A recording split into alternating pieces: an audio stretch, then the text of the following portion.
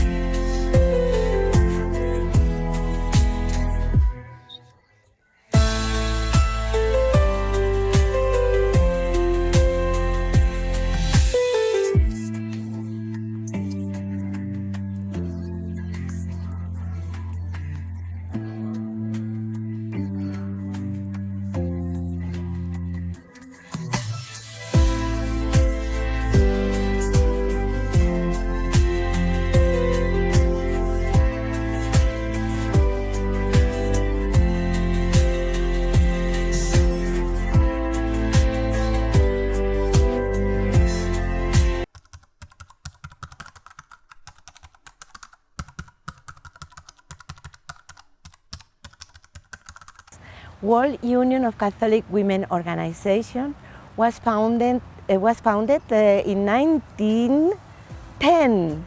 So it's like a, let's say, old organization, but very young. So because we have the energy of so many women in the world, 8 million women from all the continents. So in our organizations, we have women from America, Africa, Europe, Asia, and Australia, Oceania. From all the continents, in total we have 50 countries and 100 organizations. So I should say that it was founded by South American and European women, but at this moment WUCO is half WUCO are African organizations, very strong, because as you know, here in Africa, in Kenya, for example, CWA, they are 200,000 women gathered together in this wonderful organization.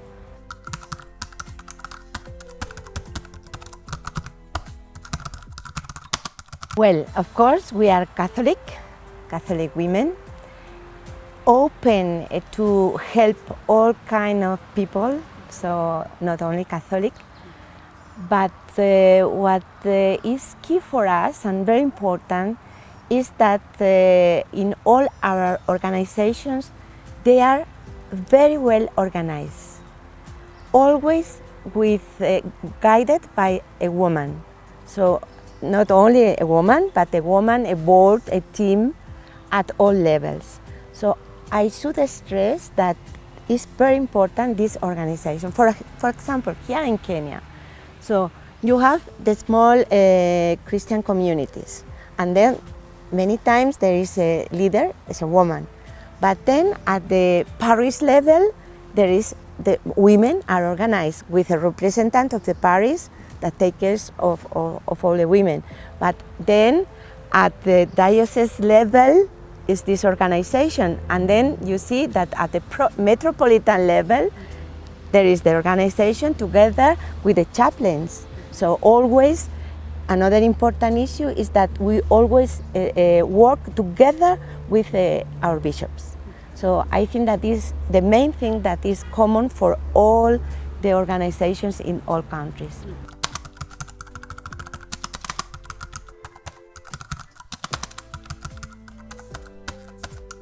This started as it's a branch of WUCWO, WUCO, which started many years back.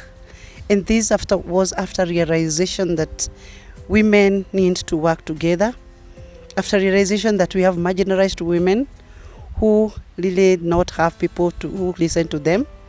So we decided to create a ring, come together as African countries and try to walk a journey of listening to each other.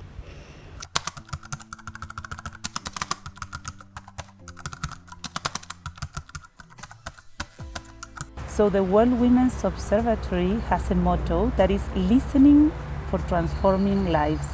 So this is the most important inspiration, no? We want to listen to women all around the world. We want to give voice to the voiceless, so to know their stories, they are strong, no? And all these kind of things that women are so important, no, for this.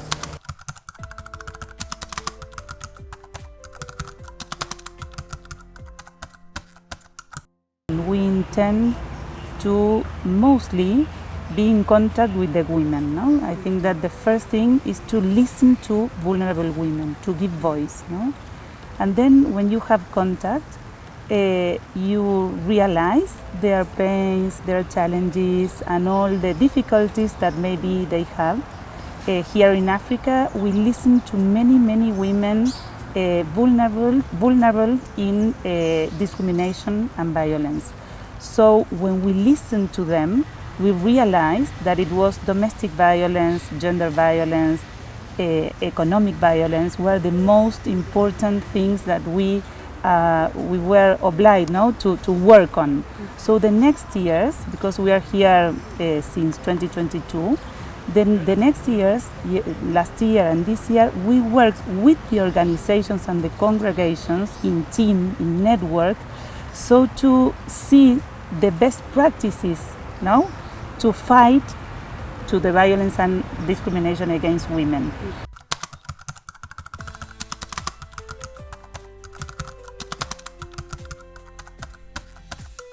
What we do is to give voice to the work that make the lay women, the sisters in the field, with their congregation, with their organizations of their programs. We have a platform that want to give visibility to them in the Vatican and international level, and also a local level. When we make trips to the field, we try to get in touch with the media, with the radio, to start sharing and give voice to the work that the sister and lay women make in the field.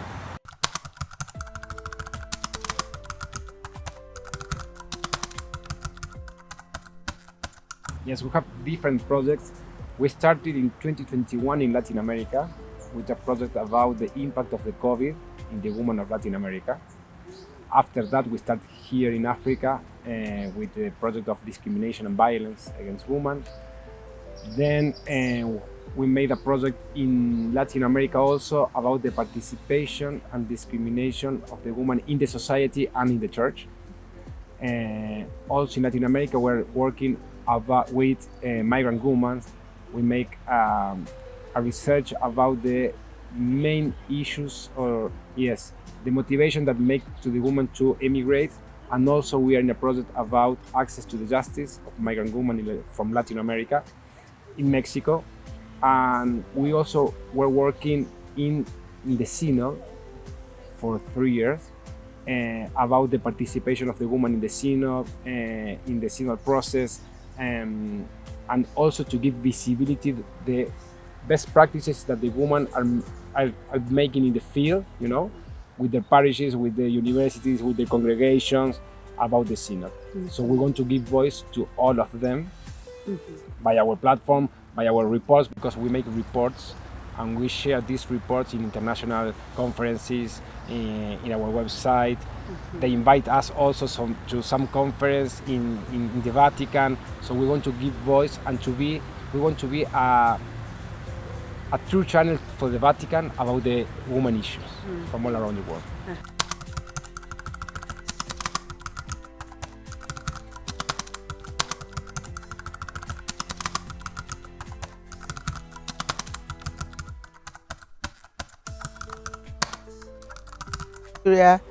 Is gender-based violence in existence.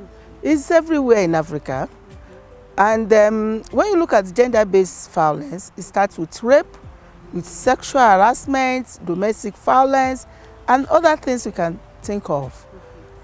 Yes, what are we doing? We're creating more awareness.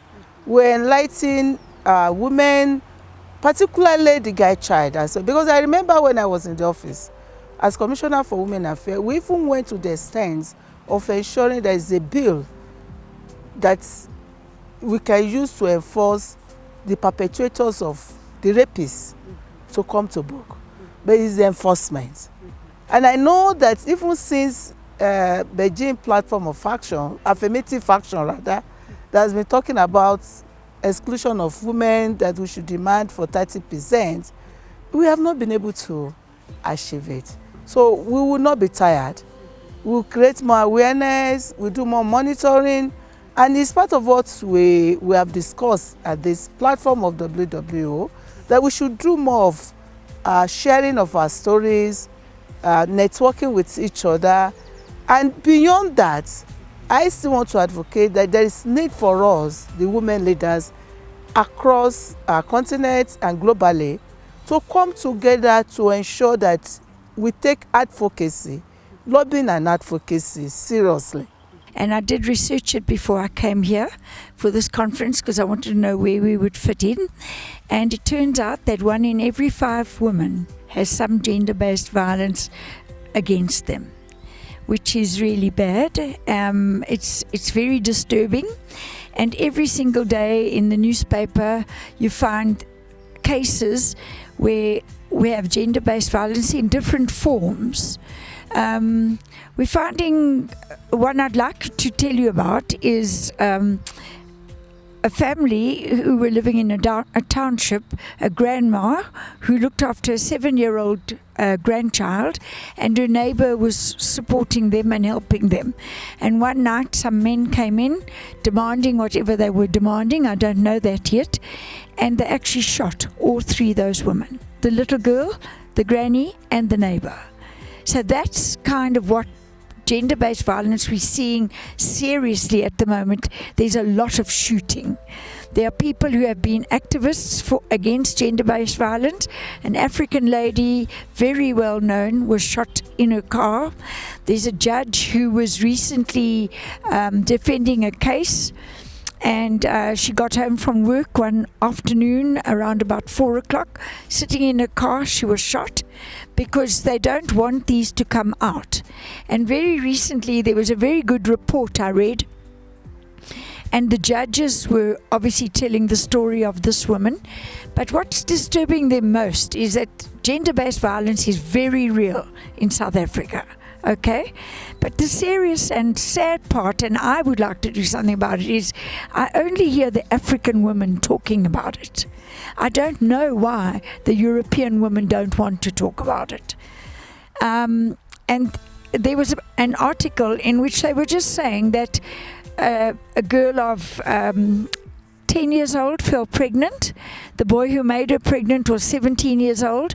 The family they know one another, and then the police tried to ask that family to press charges against the young man, and they refused. And that's what's happening. The people who are committing the gender-based violence, the perpetrators, are going to court, and then the woman suddenly pulls the case out and says, no, don't do it. Or she comes to pay the bail for them so they can get out. So you see, the problem is huge, and we've got to actually get to go and understand that this is just not acceptable. Unfortunately, there's lots of poverty. I think that's one of the very bigger frustrating parts in families, is there is poverty. There aren't lots and lots of extra jobs, and poverty can lead to all sorts of desperate situations.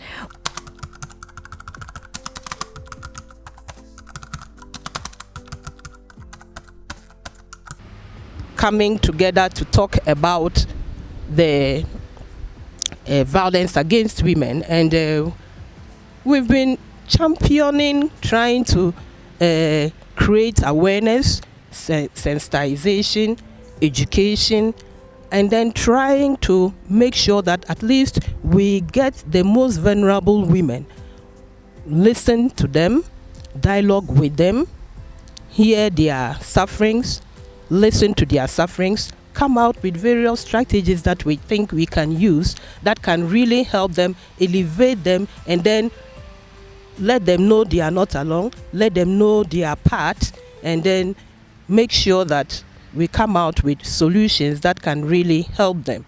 Because there are certain situations, like there's the woman we rescued. If I was not available, she would have been killed.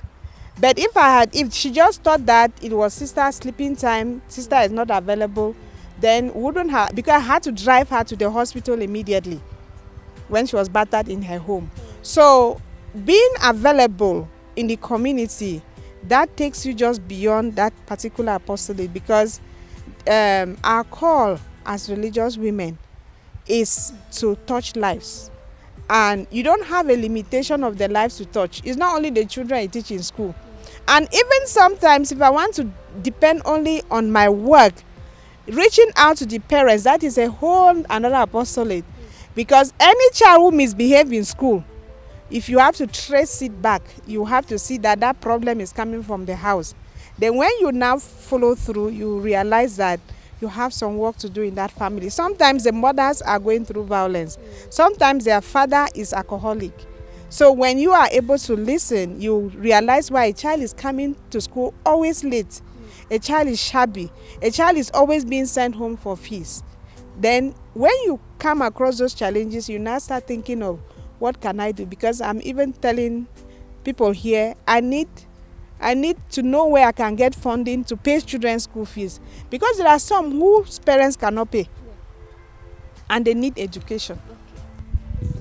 Nobody wanted to participate. So after the training, it has indeed helped. A lot of women are able to verbalize. So by doing that, when the counselors have disseminated the information, the women are able to come to them, are able to say, is it physical? Is it sexual harassment? Because even at work sometimes, women are being abused. Nowadays, we know with the highly population which we are having, they might say, no, if you want to be promoted, let's do that. So the information has been sent everywhere. So with the help of the sisters, and we also have the psychosocial in our health facilities, they are also helping us. And another thing what we are doing in our diocese is when the Catholic men associations, they are having their conferences, also Catholic women are always available to give the information, so that we should work hand in hand. Previously, we had like children conference, which was in Lilongwe, and later on we had youth conference in Mzuzu, whereby also our bishops stressed on the same, because more we are talking about women, but if you take our children, they also say something about us. So we wanted to work hand in hand by reducing all these cases.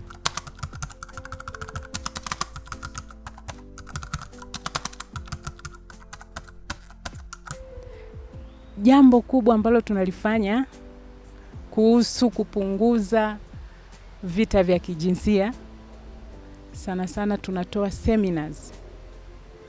Na seminars zote lazima ziende sehemu mbili. Seminar kwa wababa, seminar kwa wamama. Seminar kwa vijana ambao ni wa kike, pia na seminar kwa vijana ambao ni wa kiume. Kwa sababu hiki tutakaposema kwamba tumueduketi peke yake mwanamke, bado mwanaume utakuwa hujampa seminar, hujampa yani training, unakuwa hujampa, haelewi. Tayari kichwani kwake akishaweka kwamba yeye anaweza kila kitu, yeye anajua kila kitu. Hivyo basi through seminar zinafanywa kila sehemu. Kama nilivyokuambia, sisi jinsi ambavyo tunavyofanya kazi, tunaanzia jimboni. Jimboni watatelemka kule kwenye maparokia. Maparokia wataenda kwenye jumuiya. Kwa hiyo semina zinafika kote mpaka wale watu wa chini zinawafikia. Kwa hiyo kwa taratibu tutaenda tunapunguza. Hatuwezi kupunguza mara moja, lakini taratibu through seminars, training, kuwa educate wote. Tunawapa mafunzo wote, wanawake na wanaume, kwamba mwanamke ukifanya hivi utakuwa unamkosea mwanamume, na mwanamume ukifanya hivi utakuwa unamkosea mwanamke. Sasa ili wote twende sawa, tusimwache mtu nyuma, lazima tutoe seminars. Tunatoa seminars kwa watu wote. Discrimination is on many angles. We have discrimination of maybe the widow. The widow are denied their rights. You get a mother, the husband has died, the lady is just chased away. The lad goes because he don't know where to go. So the church has that role of sensitizing women on their rights. That is by involving maybe the legal officers, having workshops, having seminars in which women will be enlightened in case of a certain situation. What are these women supposed to do? Ngozi, advocacy. I know one of the pieces for WUCO is advocacy. And then every context is different. So we may want to know, what is our context? Come to Kenya, what is the context of advocacy? How will you pick the advocacy? Go to another area, what? Nigeria. Go to Western Africa, Southern, Central. What is the context? How do we advocate for the end of gender-based violence in our own way? So I'm still continuing with the sisters' work as social change, as instrument of social change. So I want to note that there's somebody who told us about FGM in Embu. Sisters of Mary Immaculate are in the network. Sisters of Emmanuel are in the network.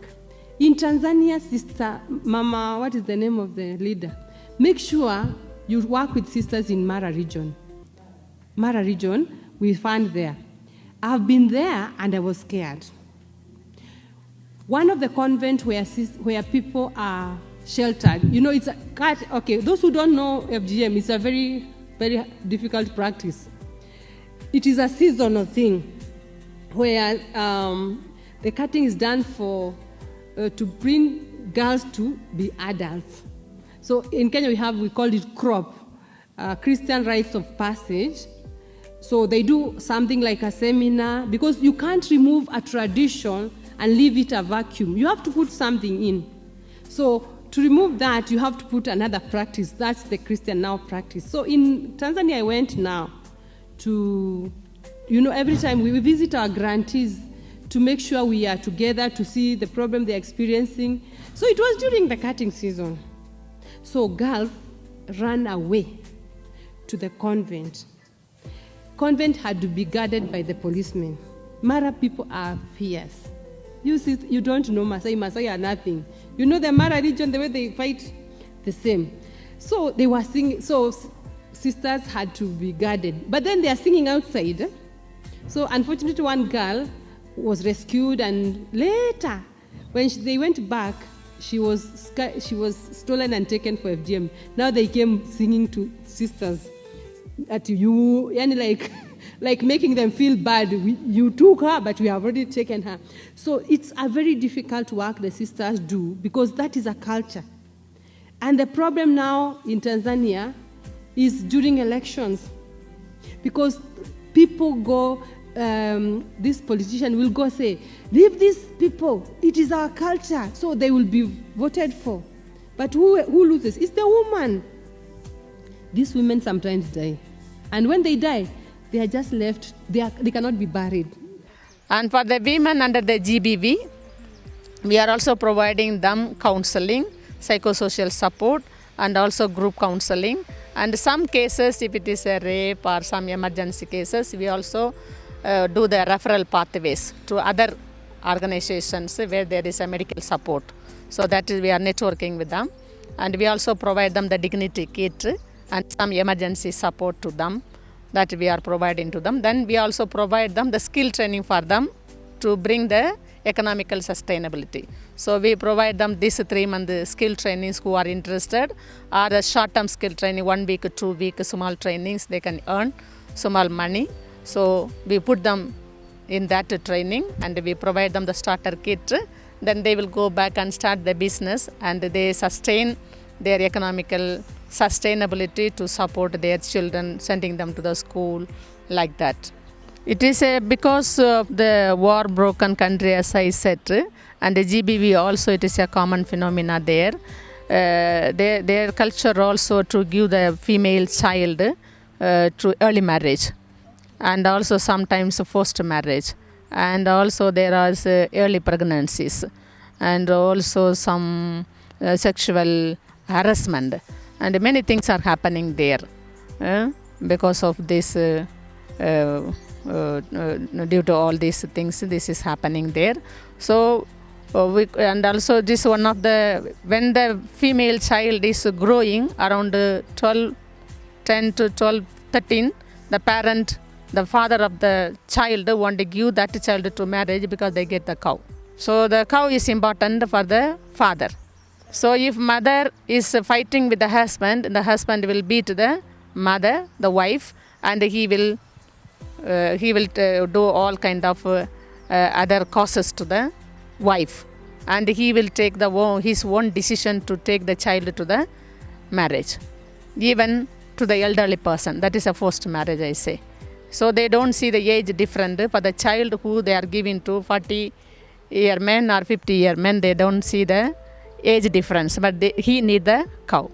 If the child is given, he may get 30 cow, 50 cow, 100 cows according to the position of the richness of the man who is asking the girl.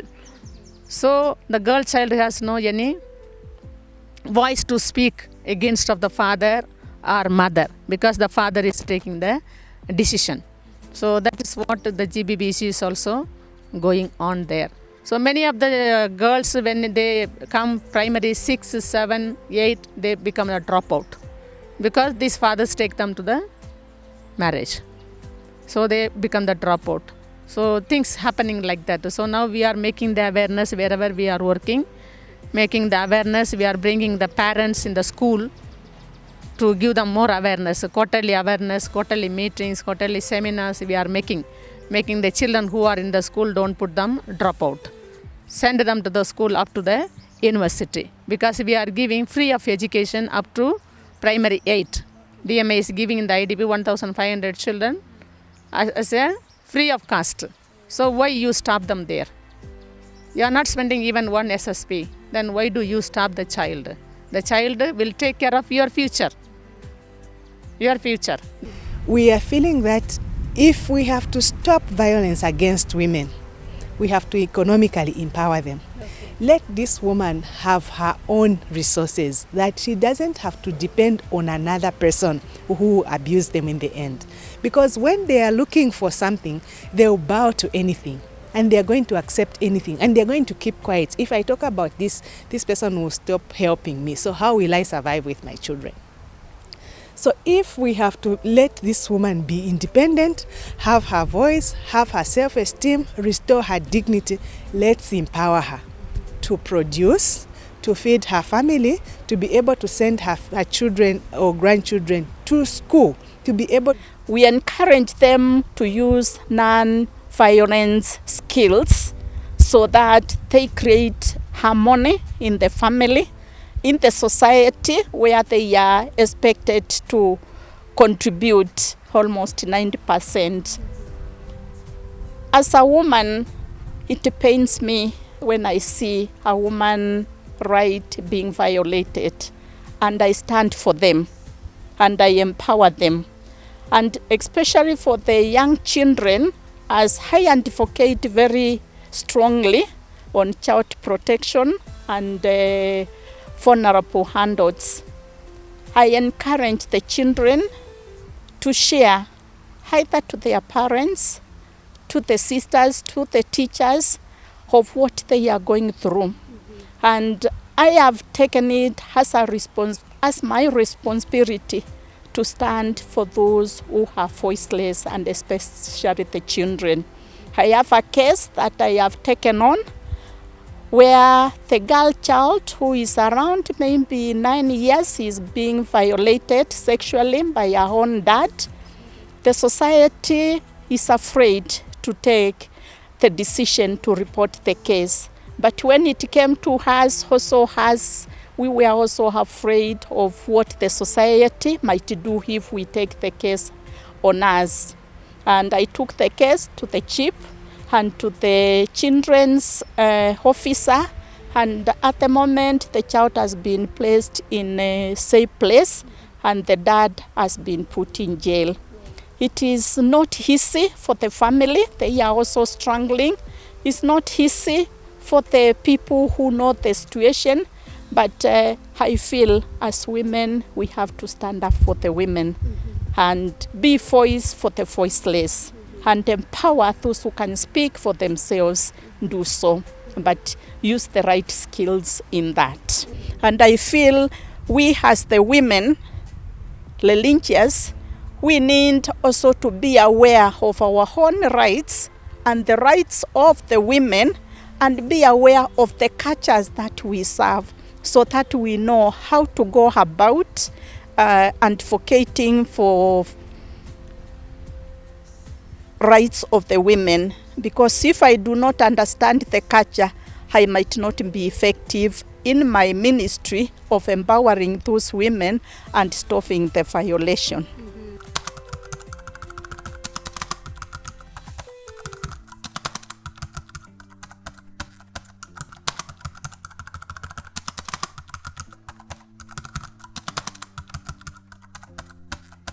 My capstone project under the fellowship, I've been working with the women in the informal settlement, that is Kataka area, where I help women understand on the access of finances.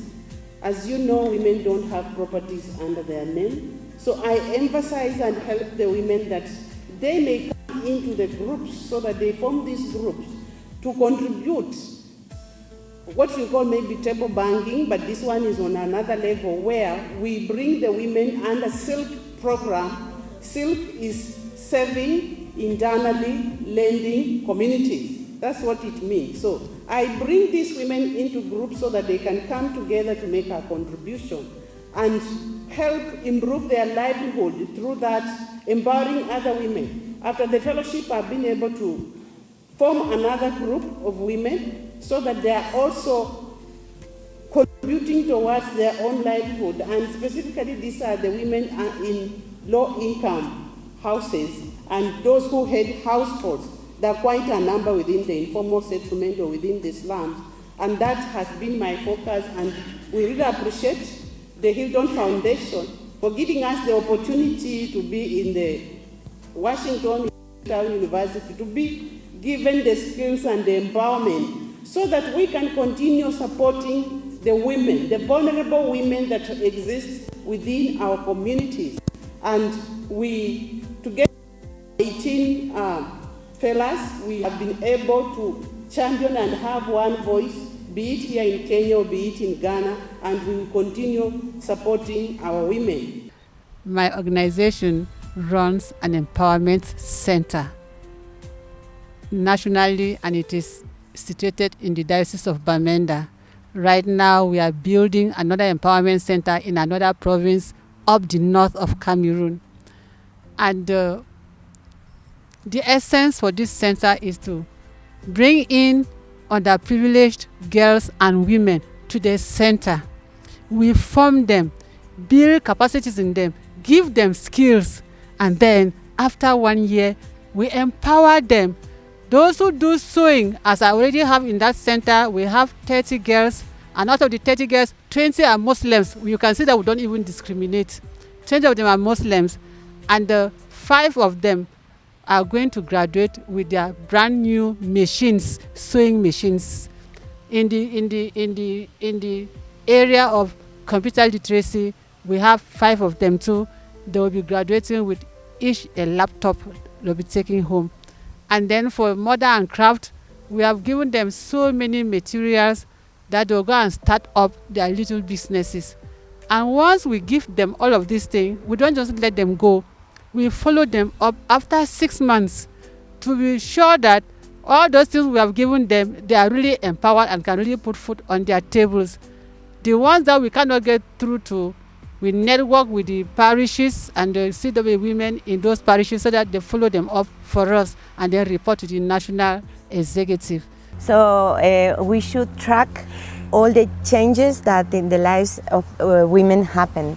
So let's say that these changes are not so big and so important and with so many women.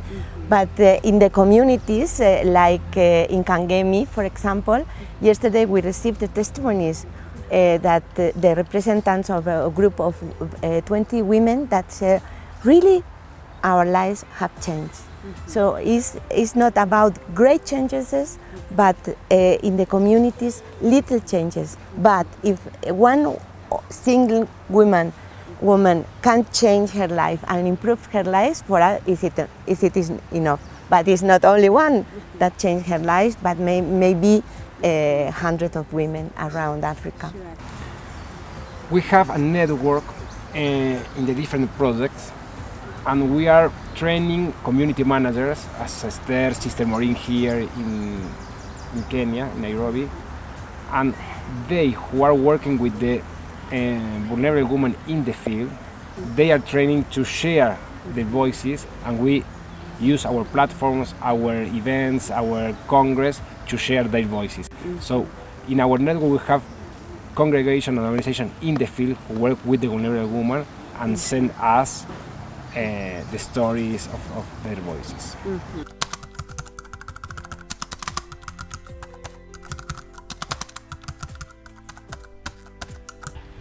In Uganda, the Catholic Women Organization members are trying so much to ensure that the girls and women are empowered.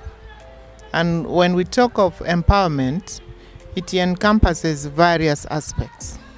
But generally, as we talk about Catholic Church, we put much effort on the spiritual aspect and then economic aspect. But women should also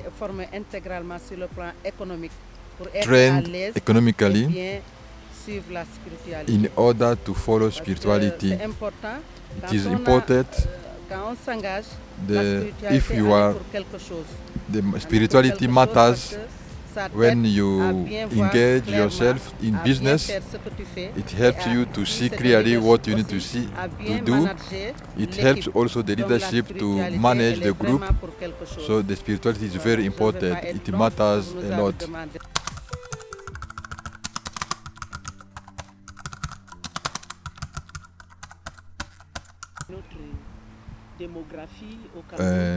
Given our demography in Cameroon, we have more women than men, and the economic dynamic is also in the hands of women. So women are more dynamic than men. Our economy is informal, and you find the women in those informal sectors, and we have increasing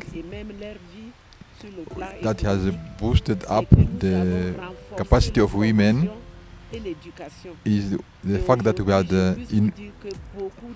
built more capacity in terms of education. Many women have learned now, they are now literate. We have the literacy program, and that literacy program allowed women to work and manage their small businesses. For women, we have also trained them in entrepreneurship. We have many women that are doing entrepreneurship in transport. Many of our who are traveling to China and Dubai. But in this work which I'm doing with the women, I work very much under the congregation responsibility. The Teresian sisters, under our charism of liberation, we have a special heart for the women, And so I have a responsibility in the congregation as the coordinator of projects to work with the Catholic Association of Malawi so that we empower the women in different aspects. So as a congregation, we are carrying out different activities. More especially, we empower women with different skills, soap making, manure making.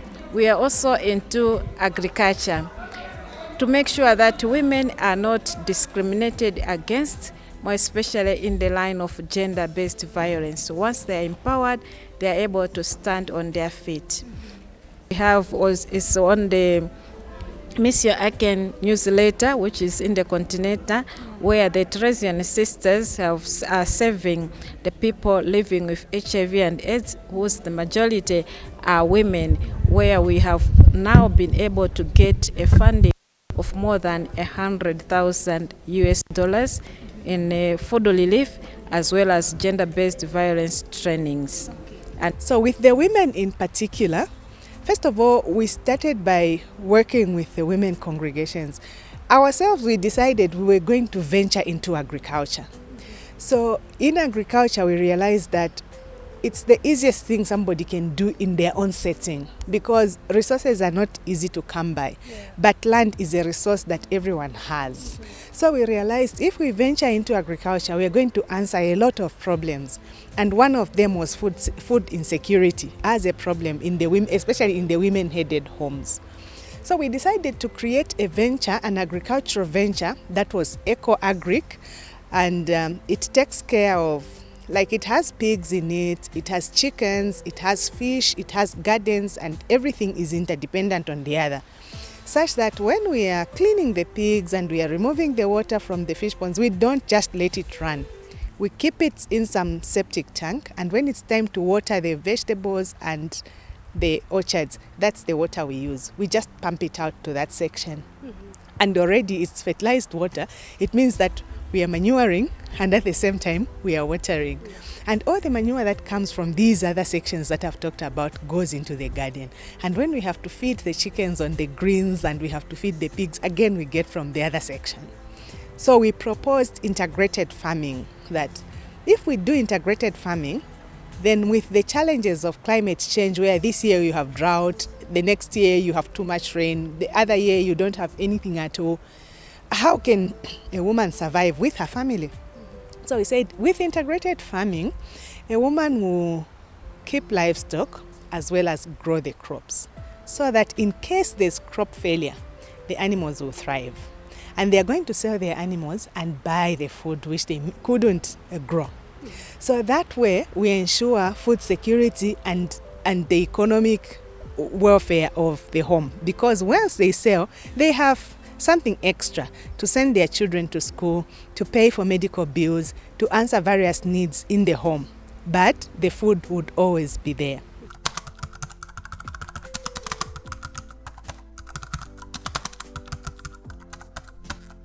We really work with very, very vulnerable women that, for example, has suffered violence in the family.